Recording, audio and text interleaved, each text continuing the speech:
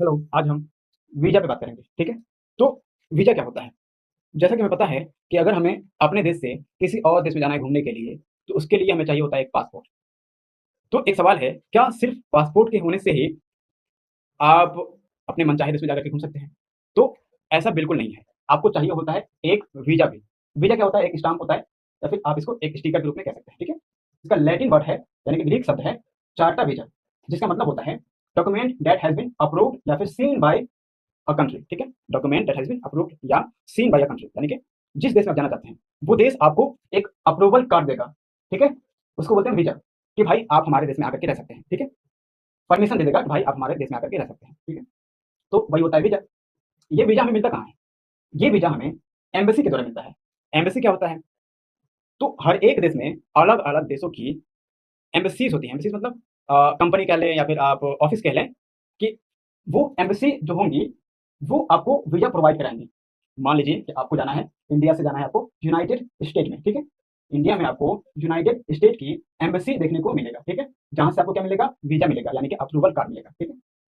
अब वीज़ा पे होता क्या है, ठीक है? वीज़ा पे होता क्या है? On the visa, visa number, visa पे क्या होता है? वीज़ा नंबर होता है, वीज़ा का एक स्पेशल नंबर होता है, तो वो नंबर चाहिए। वीज़ा टाइप, किस टाइप का वीज़ा है? वीज़ा का भी अलग-अलग टाइप होता है, तो किस टाइप का वीज़ा है? एंट्री अलाउड, कितने लोगों को जाना है? आपको सिंगल जाना है या फिर मल्टीपल लोगों को जाना है? एक से ज़्यादा लोगों को जाना है? यानी कि आप अपने साथ किसी और को भी ले जा रहे हैं उस देश में या फिर अकेले जा रहे हैं? तो एंट्री अलाउड भी होता है कि कितने लोग वहाँ पे जाएँगे।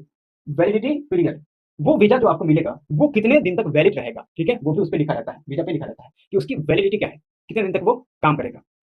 एंड ड्यूरेशन ऑफ स्टे, आप कितने दिन तक जा रहे हैं वहाँ पे रहने के लिए, ये भी उसपे लिखा रहता है, ठीक है? आप बताएँगे कि मैं जा रहा हूँ इतने दिनों के लिए, तो वो वहाँ पे लिख देंगे कि भाई इतने दिनों के लिए ये बंदा वहाँ पे जा रहा है, ठीक है?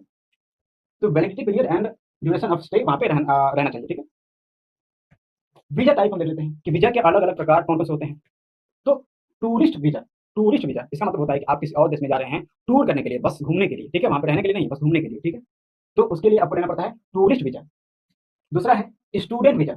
स्टूडेंट वीज़ा का मतलब होता है कि आप मान लीजिए कि आपको जाना है पढ़ाई करने के लिए किसी और देश में, तो उसके लिए आपको लेना पड़ता है स्टूडेंट वीज़ा, ठीक है?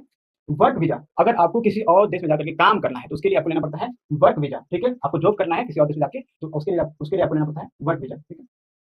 ट्रांज़िट वीज़ा, ट्रांज़िट वीज़ा का मतलब होता है कि मान लीजिए कि आपको यहाँ से जाना है अ, किसी और देश में, फिर उस देश से किसी और देश में जाना है, तो उसके लिए आपको चाहिए ट्रांज़िट वीज़ा, ठीक है? बिज़नेस वीज़ा, बिज़नेस वीज़ा का मतलब होता है कि आपको यहाँ से किसी और देश में जाना है, वहाँ पे बिज़नेस करना है, तो उसके लिए आपको चाहिए बिज़नेस वीज़ा और ये कहाँ पे मिलेगा? एम्बेसीज़ में। हमारे देश में, दिल्ली में अलग-अलग देशों की एम्बेसीज़ हैं, वहाँ पे आपको वीज़ा मिलेगा, ठीक? Thank you for watching the videos.